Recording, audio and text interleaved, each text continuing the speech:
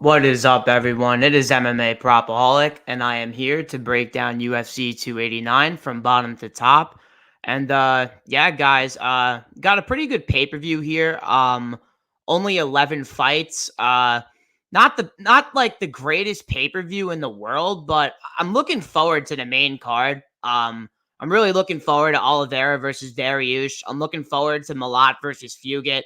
I'm looking forward to Ige versus Landwehr.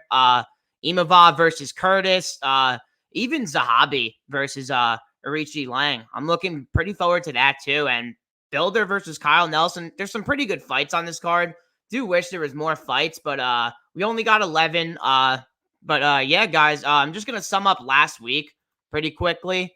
Had like the worst beat ever on the fight doesn't go in the Pineda versus Caceres fight. I lost 2.62 units on that, and yeah, it was my biggest bet of the year, my most confident bet of the year, and it Caceres couldn't get the finish in the third round, completely worked the body, and just didn't decide to go to the head strikes. And Pineda had him in a really deep armbar in round one, also couldn't get the job done. I also had Albazi money line for 0.61 units. I 1.55 units off that, minus 110. Finally had a split decision that wasn't right go my way. I felt pretty good about it, but I also felt for the Kai Kara France betters because I thought he won. I pretty shocked Chris Lee scored Albazi in the fourth round, but yeah, shit happens, and Albazi got the win. I had 1.01 units on Tim Elliott at minus 155. That hit. I had Karini Silva versus Souza under 2.5 at minus 105. Cashed that for 0.57 units. And one of the more satisfying cashes I had was Damon Blackshear versus Luan Lacerda, the under 2.5 at plus 165. That cashed for 0.66 units. That was actually like one of my least confident bets on the card, and it cashed pretty damn easy. I was pretty happy with it. Oh, what's up, Moise? I'm disgusted by Chris Lee. Disgusted.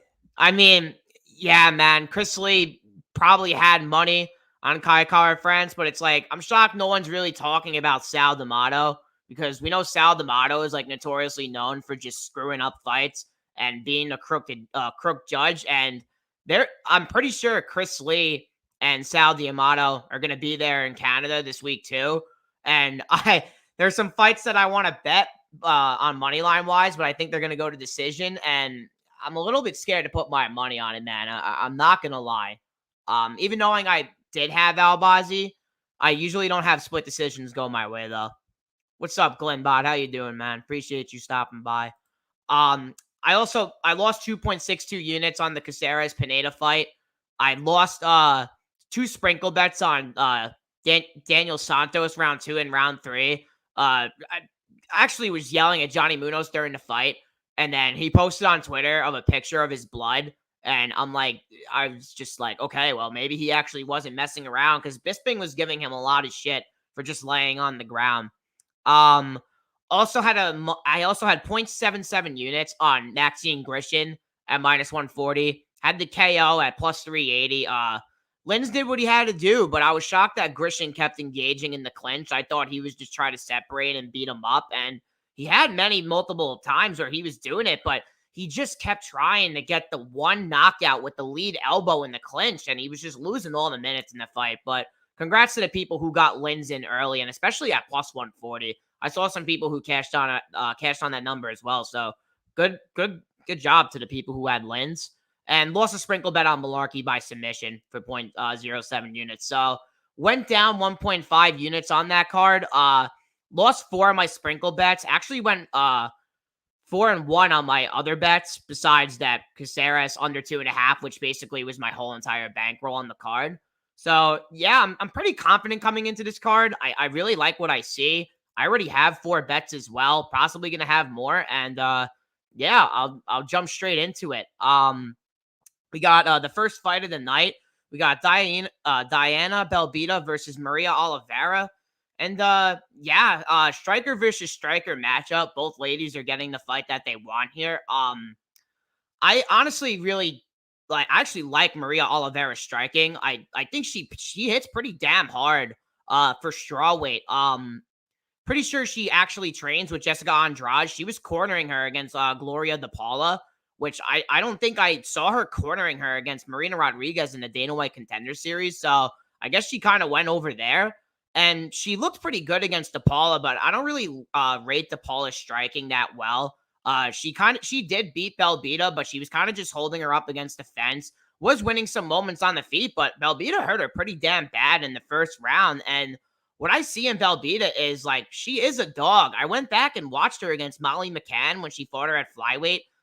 This was Molly McCann's debut in the UFC. She was like a minus 500 favorite, and Belbita went out there in round one and just outstruck her and basically was kicking her ass on the feet. I was a little bit shocked.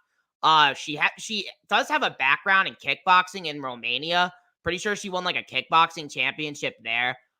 She has zero takedown defense. She's pretty lost on the ground. She doesn't know how to defend the double leg. I mean, of all people, Molly McCann in her UFC debut was going out there and taking her down like a gust of wind.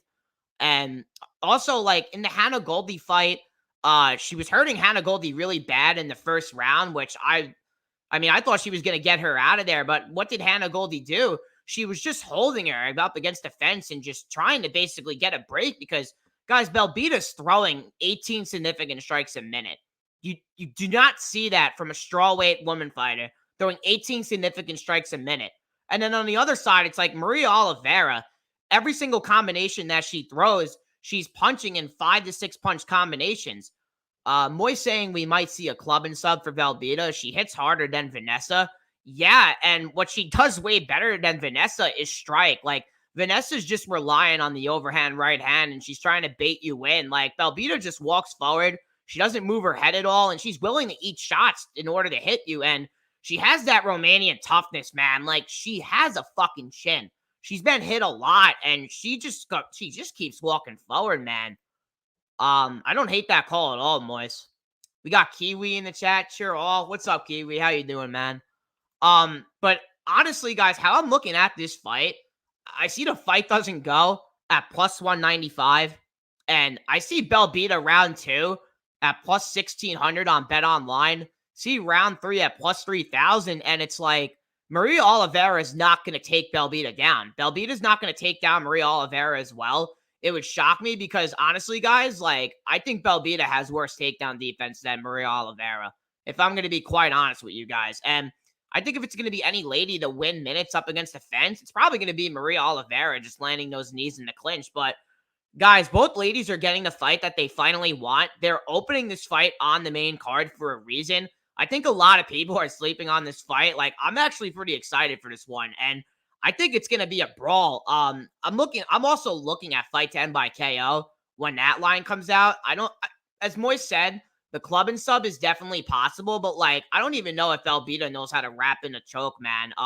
She does have 4 submissions, and her last submission was right before she got into the UFC against Anna Maria Paul, who actually is 3-5 and has been submitted 3 times on her record and out of her 5 losses. So it's possible, but I don't really see any lady trying to get this fight to the ground. But once I get the fight doesn't go and I get it at plus 195, I'm probably going to put half a unit on it to try to win a unit.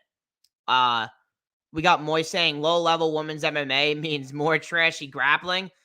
Yeah, and especially here because, I mean, these ladies have really shitty grappling, man. Like, their grappling is just really low level. I mean, just go watch the takedown that Vanessa Demopoulos got against Maria Oliveira. And it's like, I feel so stupid because I sprinkled Demopoulos inside a distance against Kovacevic. And, I mean, that just completely backfired as well. And, yeah, I think Belbita, you're right, Moise. I think Belbita is a better striker and definitely has a lot more pressure than Vanessa Demopoulos and has background in striking as well. So, I kind of like violence, and I think it's underpriced here. But picking to win this fight, I'm going to pick Belbita to win this fight, and I'm going to pick her to win by second round knockout. I don't like Maria Oliveira's gas tank as well. I think she doesn't manage cardio well at all. But can move on to the next fight. We got David Dvorak versus Steve Erceg, who's actually stepping in on short notice. Yeah, what I've been seeing a lot this week is Erceg is opened up like plus 385. saw a lot of people jumped it, and it's currently sitting at plus 235 now on Bet Online. Um, I like Urseg's grappling. He's got some slick grappling. He has really good back takes. Has his open mat wrestling isn't the greatest, but like if he does get a hold of you, he's really strong in the clinch. And like when this guy gets you to the ground, he's either submitting you or he's controlling you on his back, and he's winning a lot of minutes.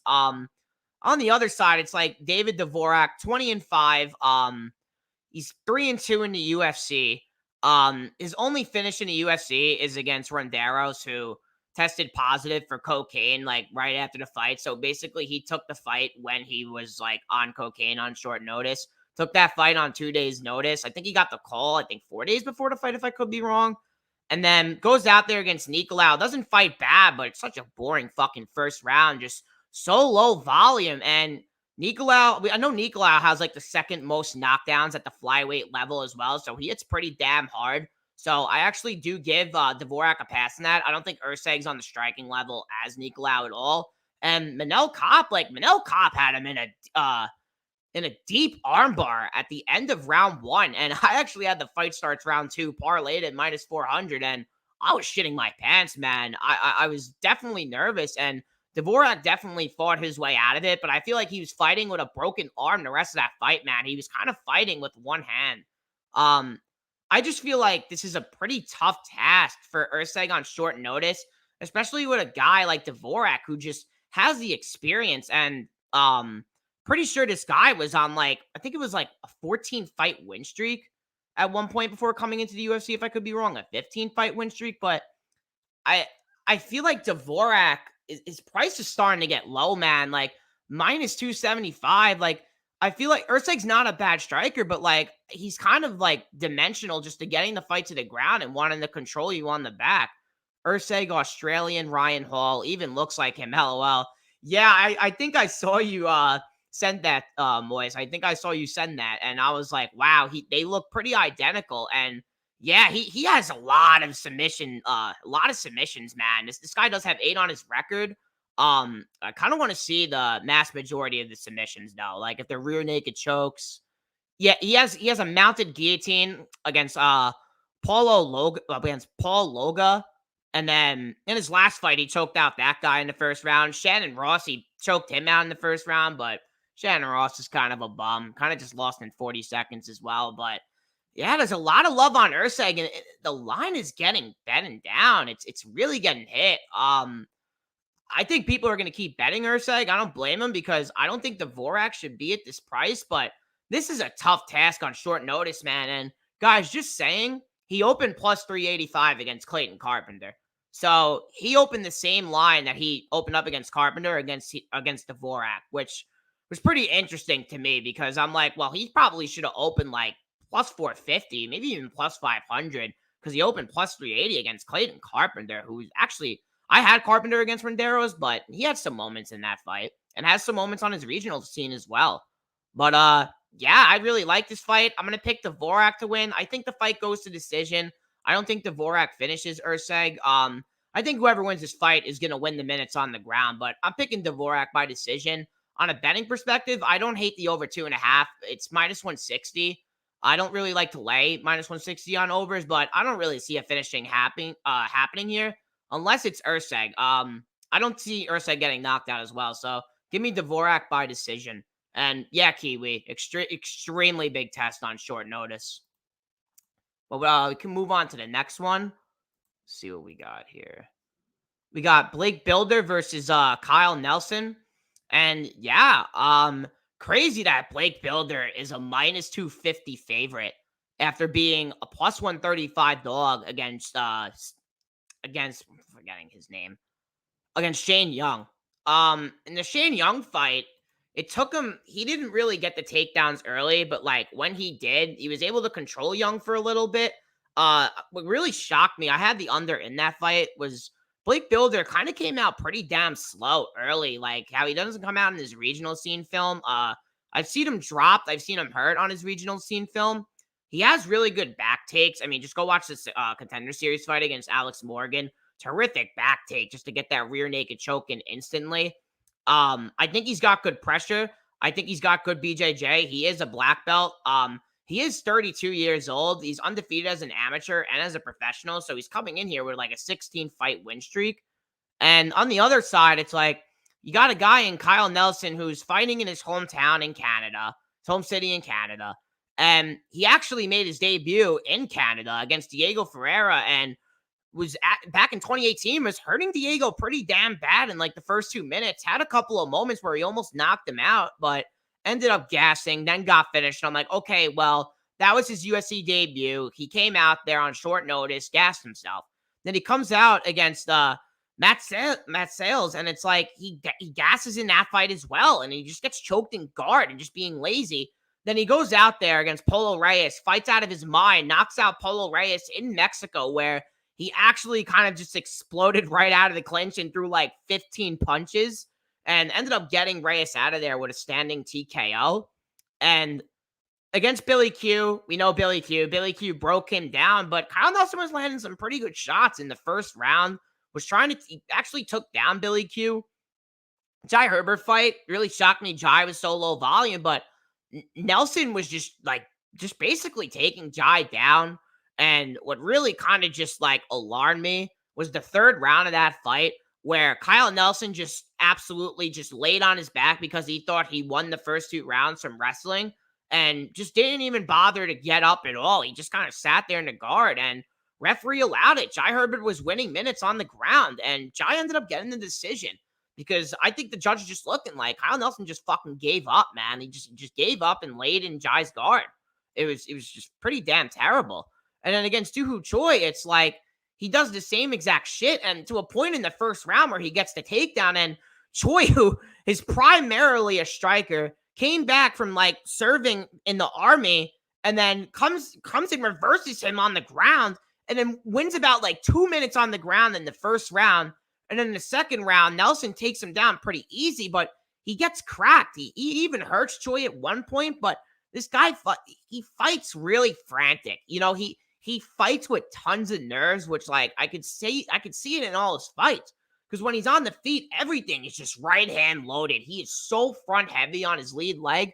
You could just kick the guy's leg easy and he'll just, his movement will stop. And a guy again like Blake Builder, and Blake Builder is coming in this fight confident on about a 15 fight winning streak, amateur and pro wise. And this guy has cardio, man. He has cardio for days. He has a lethal submission game, and Kyle Nelson, like, just watch him on the ground. Makes tons of mistakes to the point where, like, Choi could have just easily choked him out in that fight. And I just really feel like he wants to take down Blake Builder, which I damn well know he's going to do if he doesn't knock him out in the first round. I see Blake Builder wrapping up a submission and getting him out of there and maybe even just breaking Nelson down, man. But where I think Kyle Nelson is always at his most live is in round 1. Like, in his last 2 fights, I have bet his round 1 KO, and he's came very close of it twice, and he hits pretty damn hard. He fought Jai at 155, then he decided to come back down to 45, which kind of questioned me because it's like he was talking about in his past fights where he was really struggling to make weight, and it's like he's coming at 145 here, and he's coming against a guy who really doesn't mind the weight cut at all, and it has way better damn cardio than him, and especially at pace. So I'm going to pick Blake Builder to win this fight. I do think his money line is starting to get a little crazy. I mean, this guy was just plus 135 against Shane Young. Now he's a minus 250 favorite going into enemy territory. So give me Builder. The way I want to bet Builder is round 2 and sprinkle him round 3 as well. I think he could just break down Nelson. The under 2.5 is minus 160 currently. I'm thinking about playing it for a unit. The one thing that's just like kind of is holding me back is just in case Kyle Nelson does win minutes on the ground, but I don't really see that happening against a pretty good wrestler like Builder. So give me Blake Builder to win this fight and give me the Builder to win by second round submission. But can move on to the next one. Let's see what we got here. We got Zahabi versus Arichi Lang. And yeah, Zahabi's just low volume, man. He's fighting out of TriStar Gym. Obviously we're OSP trained, and Yeah, a bunch of pretty good wrestlers train there, but like what I see out as a hobby is he does not wrestle. Only shot in 6 takedowns in the UFC. Couldn't even take down Vince Morales. I mean, he shot 5 takedowns in that fight, only landed one, and Vince Morales was able to get right back up. And yeah, losing a decision to Vince Morales to me is not a good look. Knocked out Draco Rodriguez, but Draco Rodriguez also missed weight by 4 pounds. And now he's not even in MMA. He's just primarily a boxer now. Um, and then against Tercios, I mean, the fact that this guy only won 29-28 against a guy who threw 224 significant strikes and landed about 30 of them. He only won 29-28, which just like really concerned me, especially with the guy like Arichi Lang, who has absolute walk down pressure, has tons of power on the feet. His takedown defense is pretty questionable, but this guy's got some pretty good goddamn striking. He also has 23 more professional bouts. He's 6 years younger. He's gonna throw more volume. He has more power on the feet, and Zahabi's just gonna try to be countering him every time he walks in. And Arichi Lang's chin. I mean, go watch the fight against Jeff Molina. Um, it's ridiculous. I mean, the guy is standing there in round 3 to a point where he's not even putting his hands up. He's just eating punches with his face, and the guy just keeps walking forward. Actually, like knocking down Jeff Molina in like the last 6 seconds of that fight too. Goes out there against Durden, fights pretty well against Durden, but now we know Cody Durden is legit.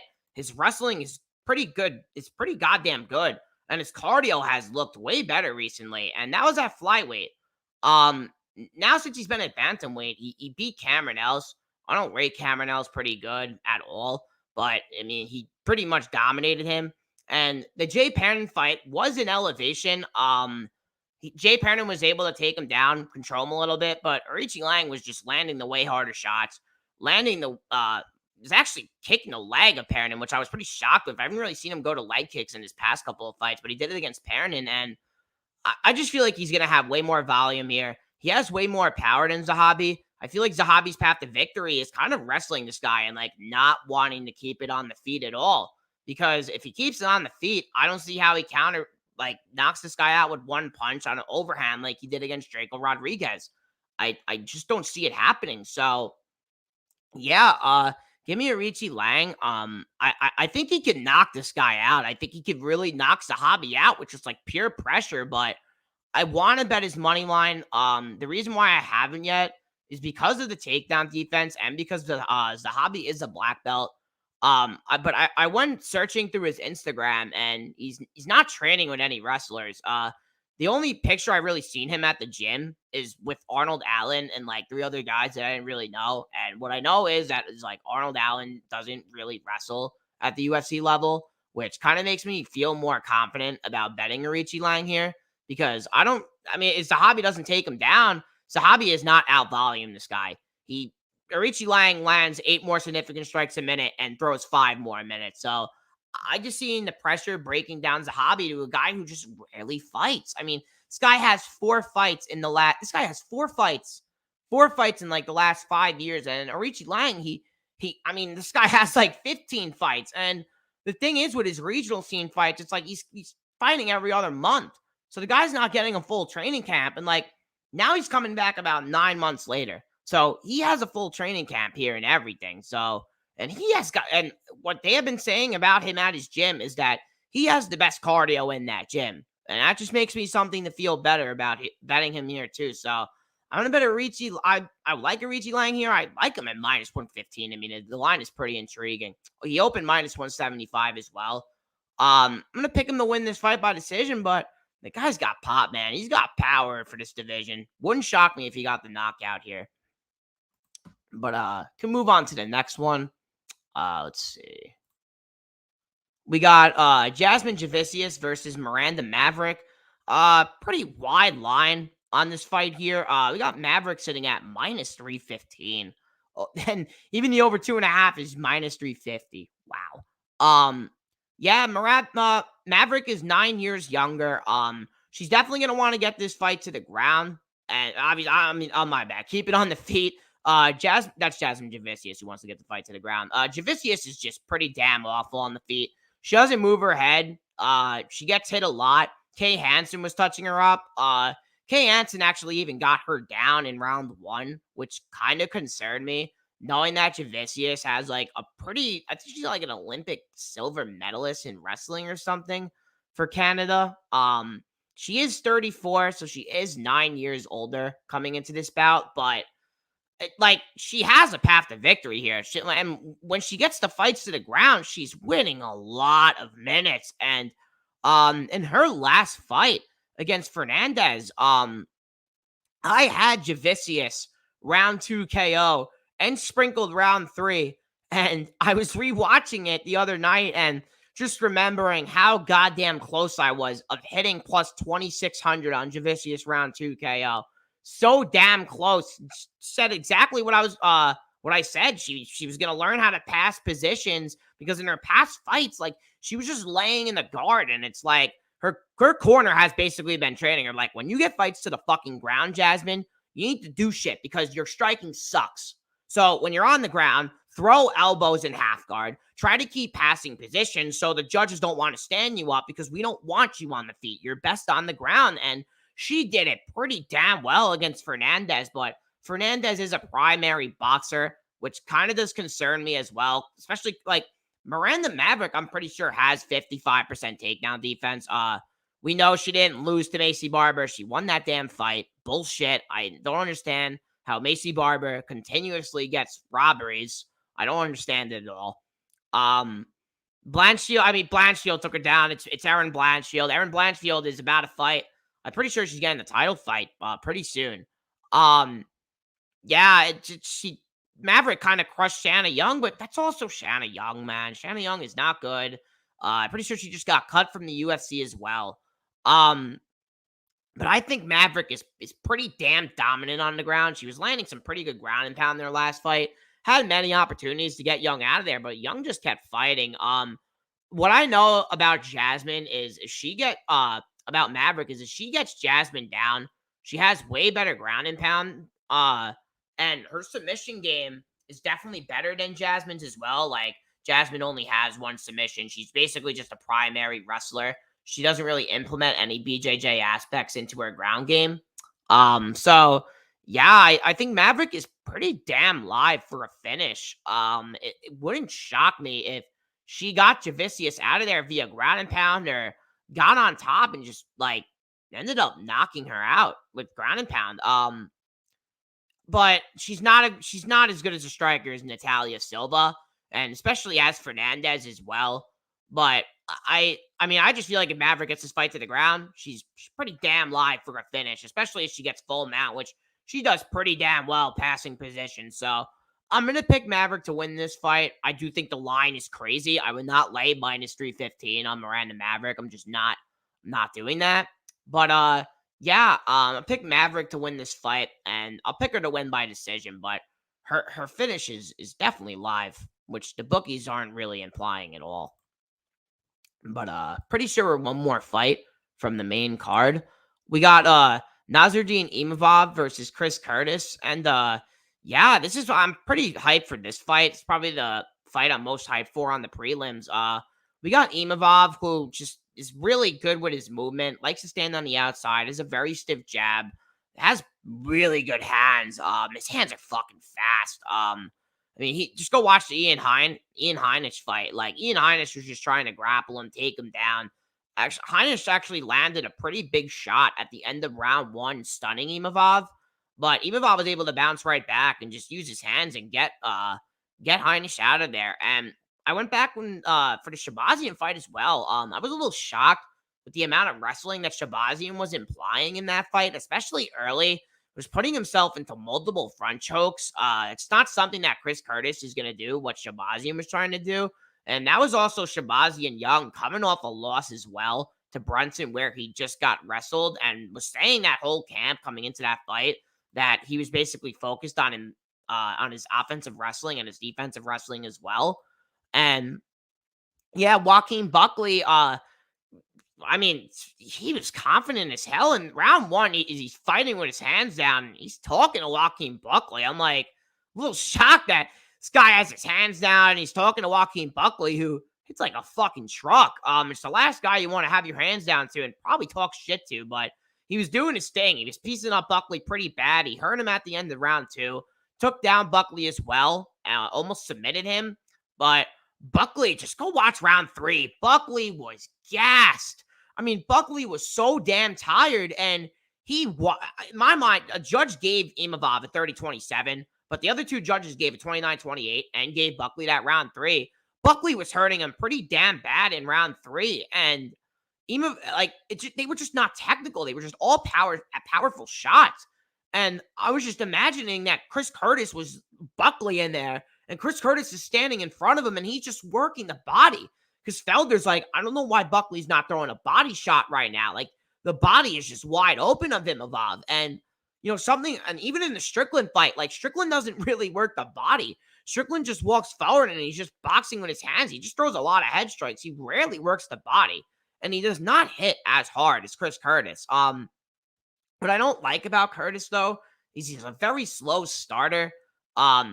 He doesn't really move a lot on the feet. He likes to just stand in front of you, trade with you, wait for the counter punch, make the reads early, then kind of fight you round 2 and round 3. But he's got hands, and he works the body of like any fighter I've seen in the middleweight division with their hands. Chris Curtis is some sexy body work on the feet, man. It's really nice to watch. In the Gastelum fight, man, the Gastelum fight was a banger, man. He was hitting Gastelum with some pretty hard shots, and I feel like if he hits Imavov with those shots, I don't know how the hell Imavov is gonna react. Pretty sure Imavov's got like 4 inches in height here, but I'm pretty sure they have the same reach. And just go look at Chris Curtis's Twitter. I know a lot of people hate Chris Curtis. Became really loved, and now everyone just hates him. I mean, I don't blame anyone for hating him. I mean, the Hermanson fight, that was just a shit show. He took that fight on short notice, flied all the way to London, and then basically lost a 30-27 from Jack Hermanson, who isn't even a kickboxer, and was just kicking him the whole damn time, skirting the outside and just dancing with him. I mean, I could see Imavov taking Curtis down. It could definitely, it could happen, but I don't think it does happen. Curtis, 100% takedown defense off 35 takedown attempts. It really does not get any better than that. I'm pretty sure he's the best takedown defense with a certain amount of takedown shot attempt on the UFC roster. But, man, I would not lay -150 on Imavov. I think a lot of people are sleeping on Chris Curtis, and I think he's going to knock out Imavov. I really do. And I think he's going to break him down. I just see it happening. And if this guy decides to fight in round 1 and like legit throw volume, he's not +130. He is not +130. And yeah, I'm picking Curtis to win this fight. I'm hoping more money pours in on Imavov so I could bet Curtis.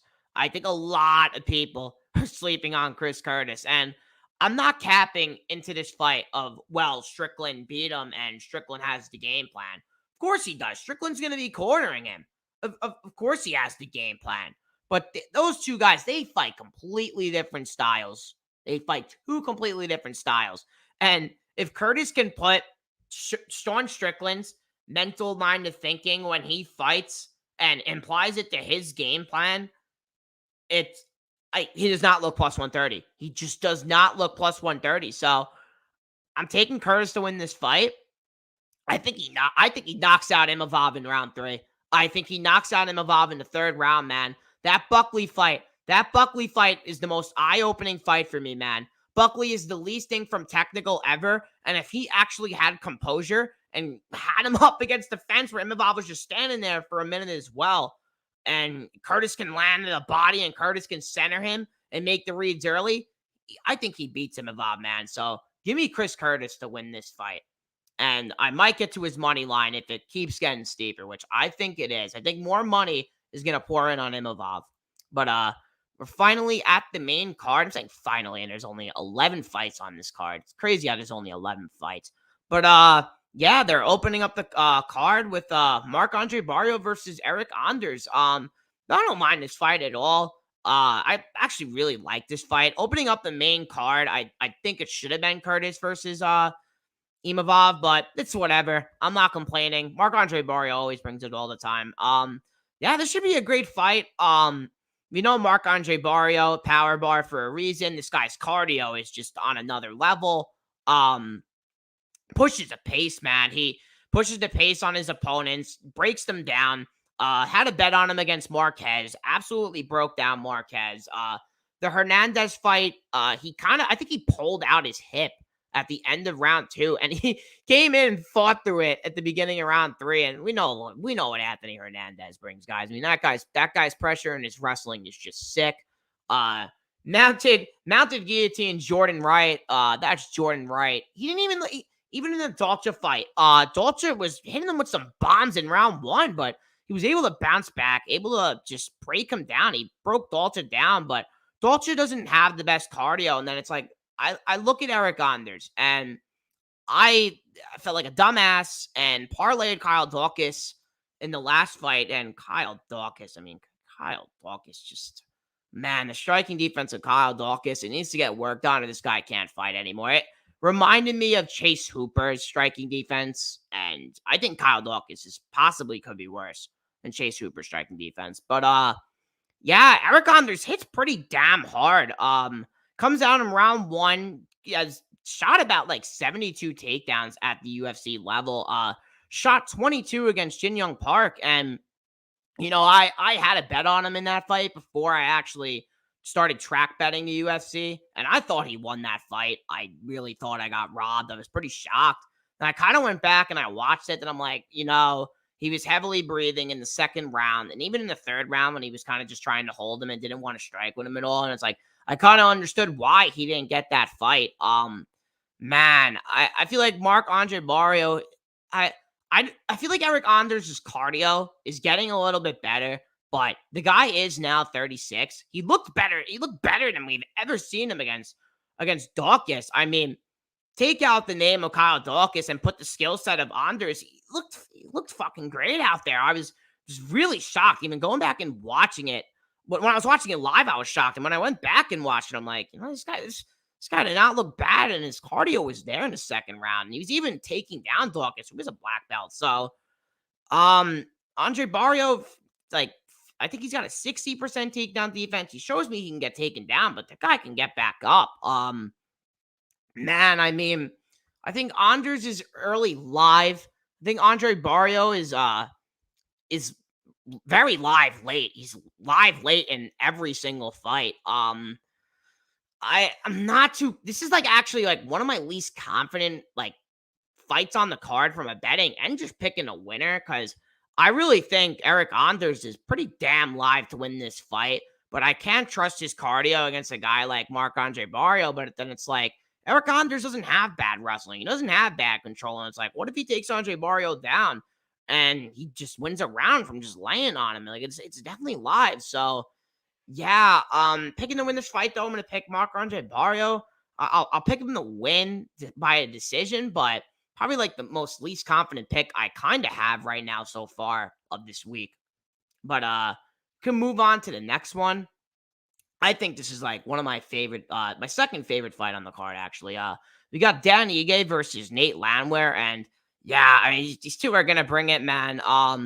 Dan Ige, his last 3 fights against Evolov fought pretty damn well. Evolov hurt him bad in round 1. Ige obviously recovered well, as he always does when he gets hurt. But what I've been seeing out of Ige in like his last like 3 fights, he's been getting hurt in all of them.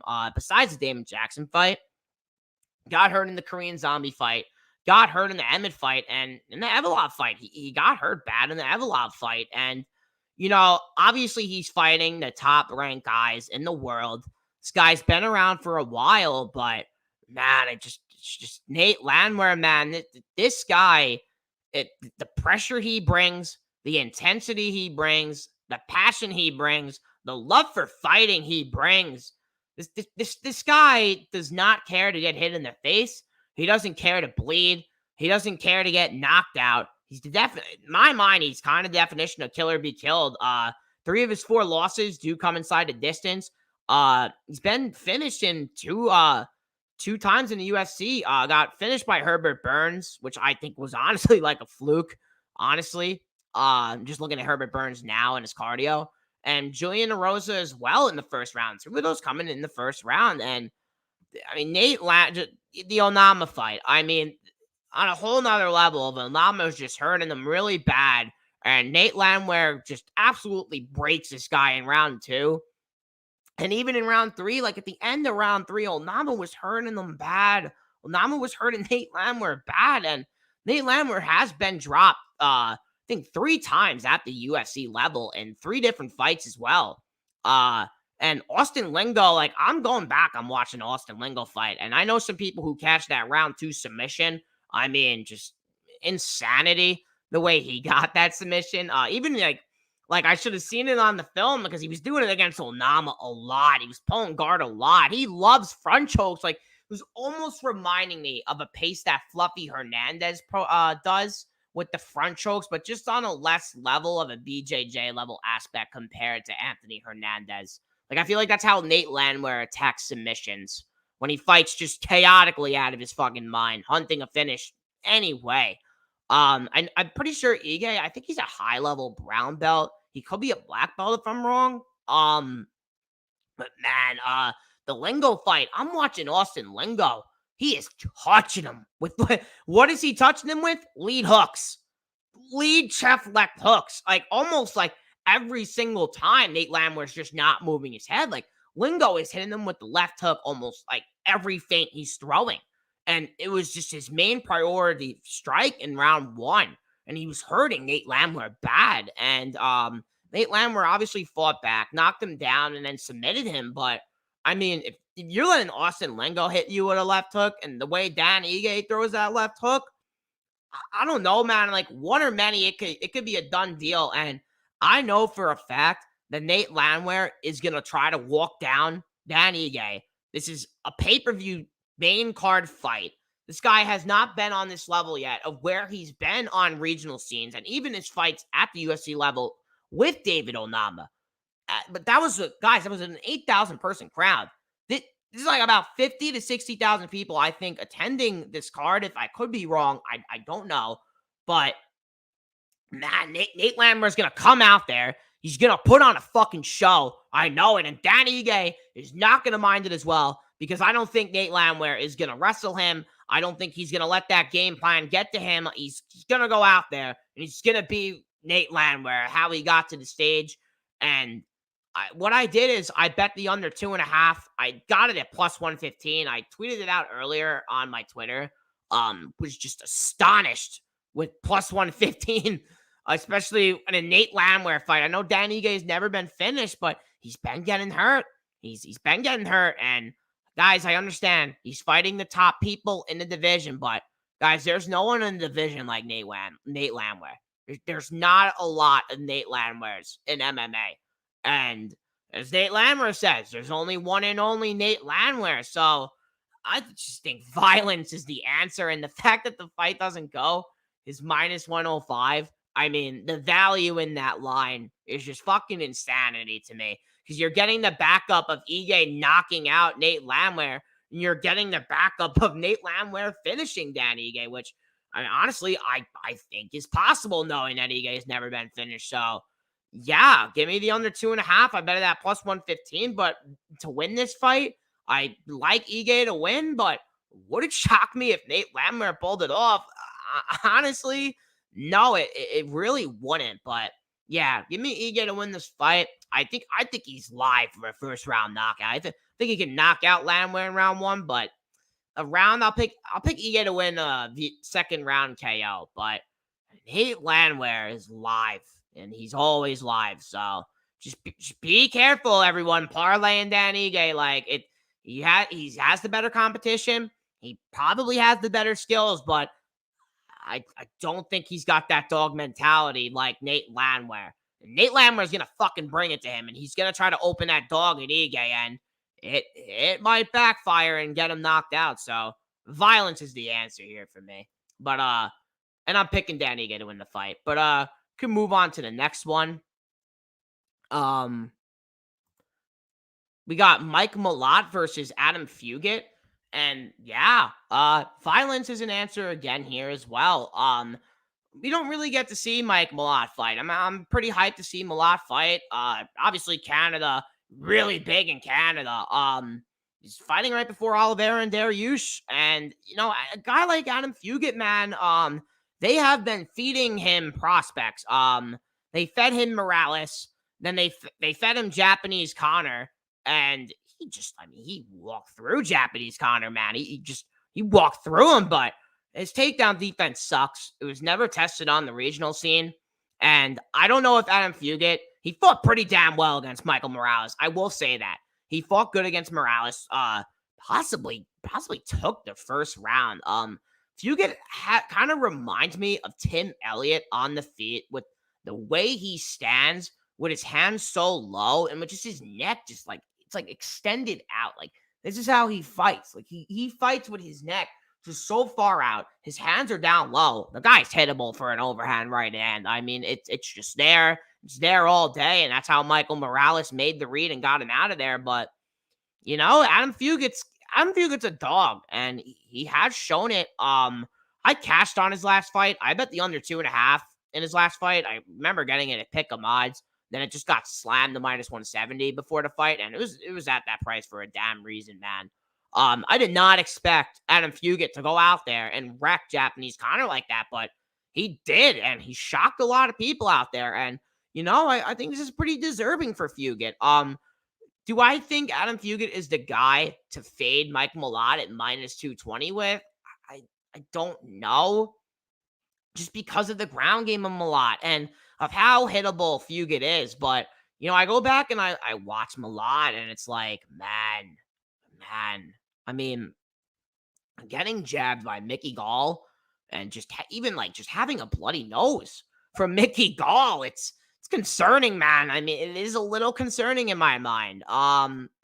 But even against Leoness, like I bet Leoness in his last fight. Like I'm like, okay, well, Leoness is a black belt. He's not going to get taken down. His cardio didn't look bad against Weeks. He's going to be landing the harder shots here, and Leoness just didn't look like he didn't even want to fucking breathe. He didn't even look like he wanted to be alive. He looked like a dead opponent as soon as he walked into that octagon. And Mike Malott he took advantage of it, and he got him out of there in round 1. Adam Fugit's gonna want to be there. Adam Fugit's gonna get in his face, and he's gonna try to break him down as he's been breaking down everyone in most of his fights. Like Adam Fugit was a plus 400 in his LFA fight. When he came back 3 years later against Solomon Renfro. Guys, he has been over a plus 200 dog in every single fight since. So he lives by this dog mentality.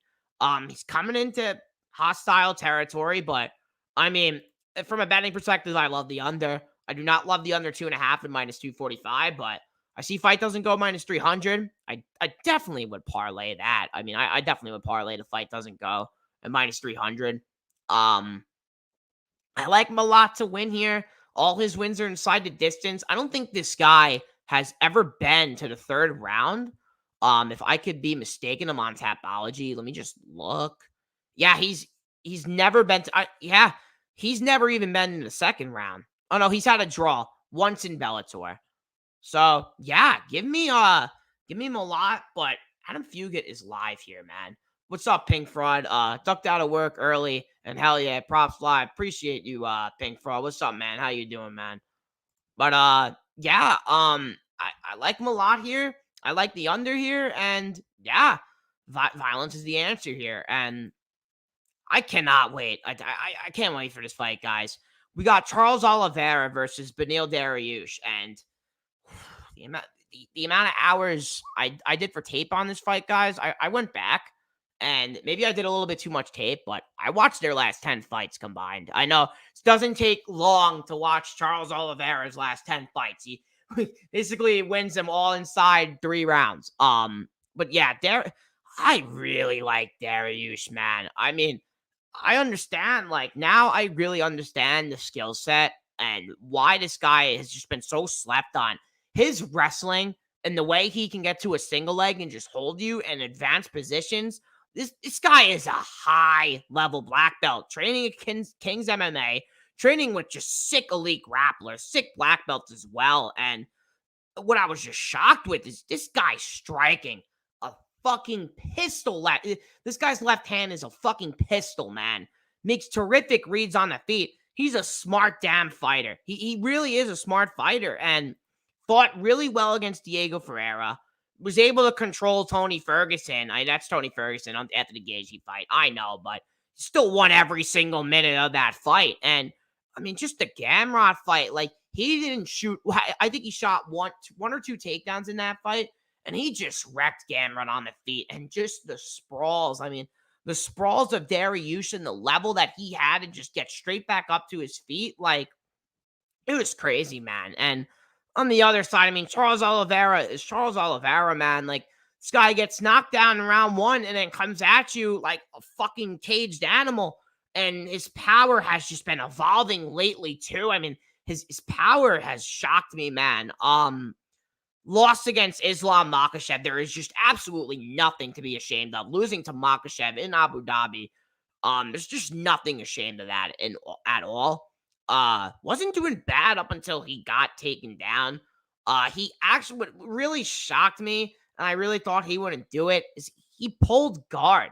He pulled guard and kind of lost the first round from just sitting there. And it's like, I understand, like, this guy has the most submission wins in UFC history. He's probably the best submission grappler of all time in MMA. This guy is just sick. But against a guy like Dariush, I don't think that's gonna work. And I think a lot of people are underestimating Dariush's striking coming into this fight. He fights southpaw, guys. He's gonna give Oliveira a lot of difficulties with the left hand. And the one thing that Oliveira is not going to be able to utilize is the knees to the clinch. The knees to the clinch were his biggest weapon against Poirier. And I think he felt the power early at Dustin. And he's like, okay, I just got knocked down once. Now I can start trying to get a hold of this guy, work my knees in the clinch. This is a 5-round fight. I'm going to try to drag him out. I'm going to take his back and I'm going to submit him. And he did it in round 3. What's up, Victor? How you doing, man? Always like to see you hanging around, man. Hope you're doing good on this Monday.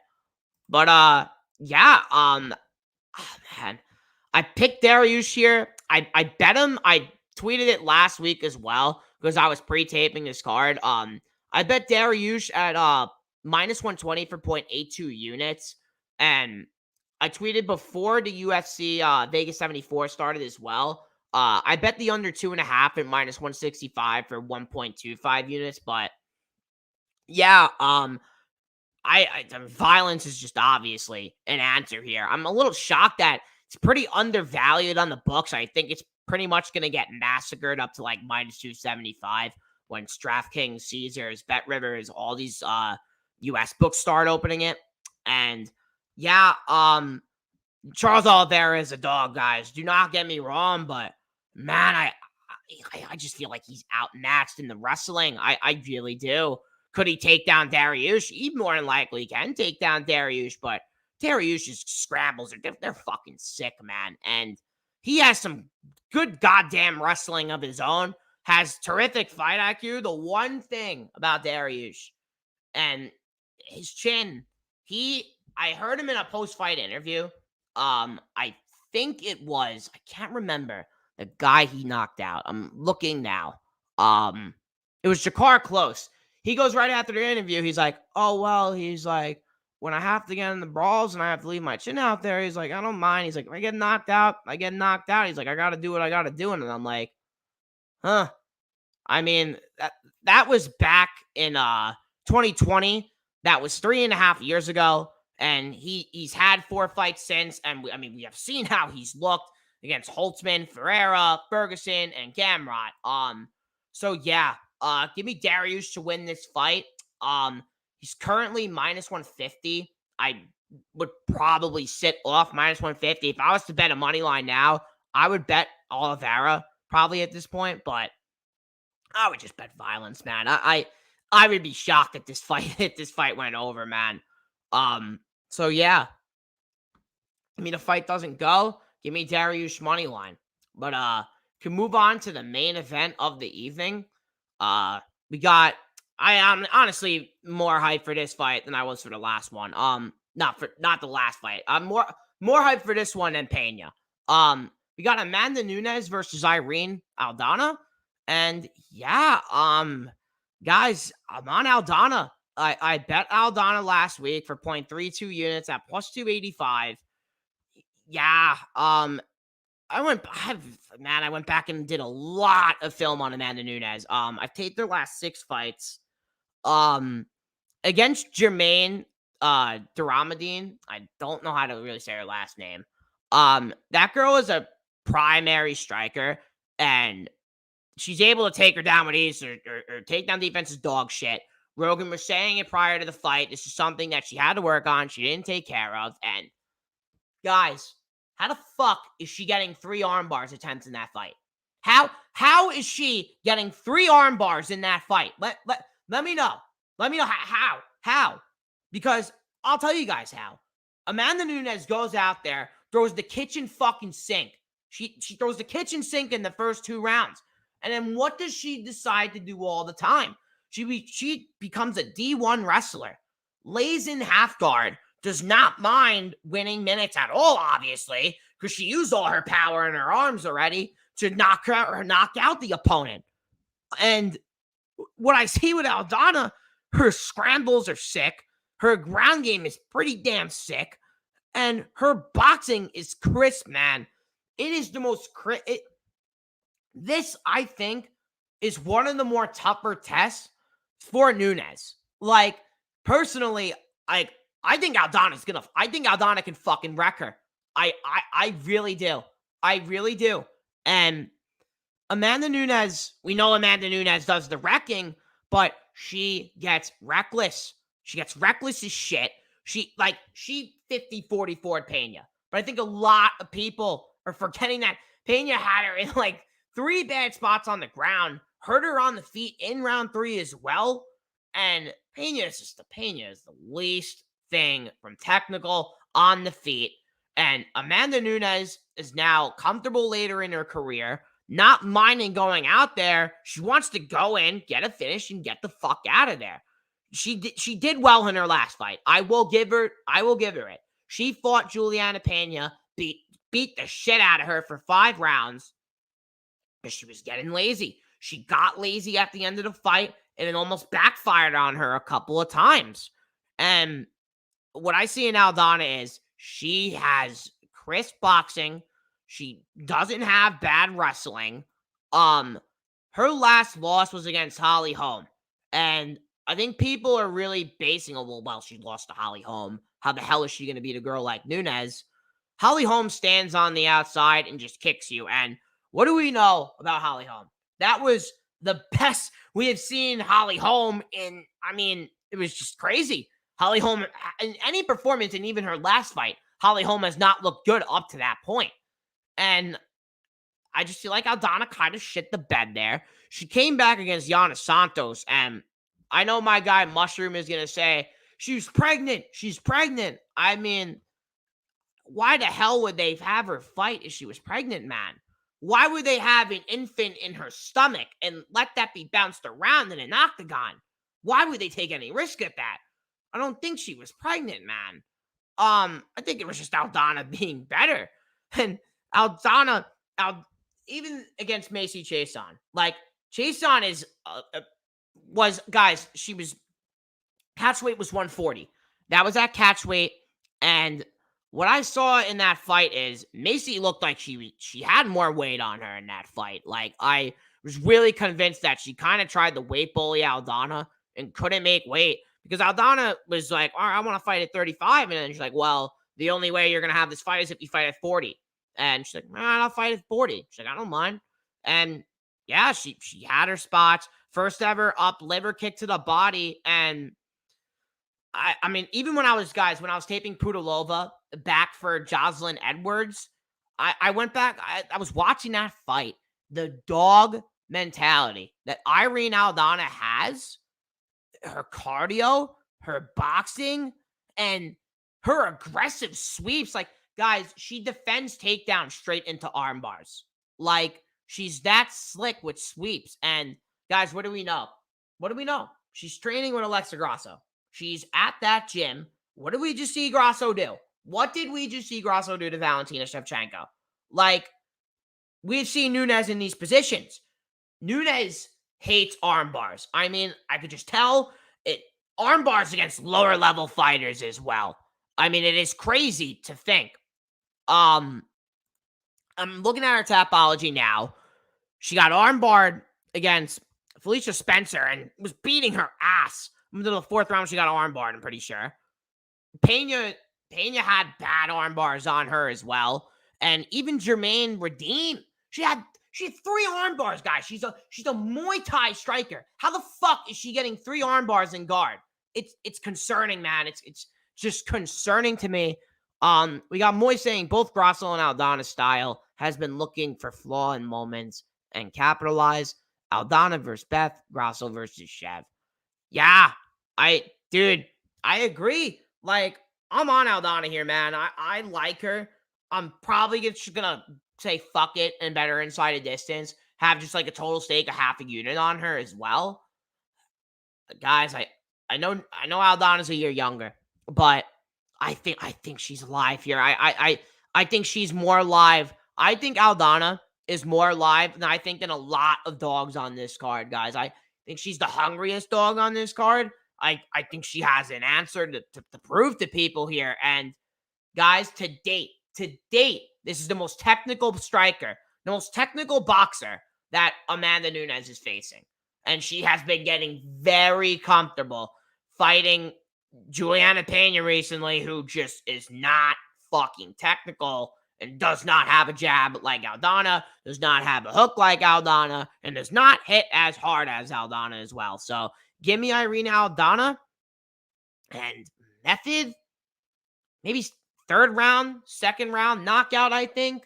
But she's got to survive Nunes early. If she can survive Amanda early, there's more than likely a chance that she could break her down. And yeah, give me Aldana here. Give me her round 3 KO. But yeah, guys, that's it. I didn't really expect to be breaking down the fights, 11 fights for an hour, but we're here now. We're at the end of the show, and thank you everyone who came in, tuning in live.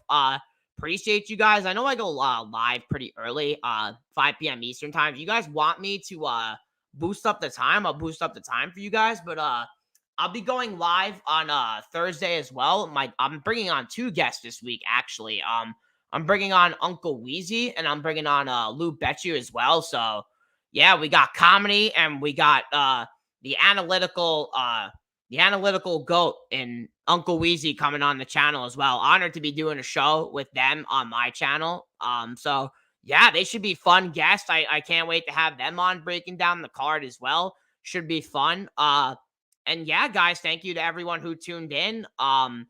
You guys just listened to a full card breakdown for UFC 289. And thank you to everyone who will be listening after when I'm not live. Leave a comment. Everyone drop a like as well. I'm going to be editing and I'm going to be time stamping the video as well after this. So when I tweet on Twitter, there'll be timestamps out for everyone. But thank you to everyone who tuned in live. And we got Kiwi saying Landwehr, Dariush, Aldana. This man has rhino balls. I didn't pick Landwehr to win. I just think Nate Landwehr is live. I picked Ige to win. I'm circling him to win also. But I mean, I'm just telling people to just like be a little precautious parlaying Dan Ige at -250. That's all I'm saying, because he has not. I can't remember the last time Dan Ige was a real heavy favorite like this, and he's a heavy favorite against a guy who fights like a fucking dog. So it's just I just think it's a little wide. And yeah, I am picking Dariush and picking Aldana as well, Kiwi. Thank you for tuning in, everyone. Appreciate you guys. I wouldn't be doing this if it wasn't for you guys. And yeah, I'll be going live Thursday again. Thank you to everyone who tuned in live. Thank you to everyone who will be watching after. Make sure you guys drop a like, comment, subscribe. I linked in my description below my link to my new Discord, my link to my Twitter, and my link to my Bet MMA tips, where I post all my track bets and have all my track bets record as well. Thank you everyone once again. And yeah, guys, thank you.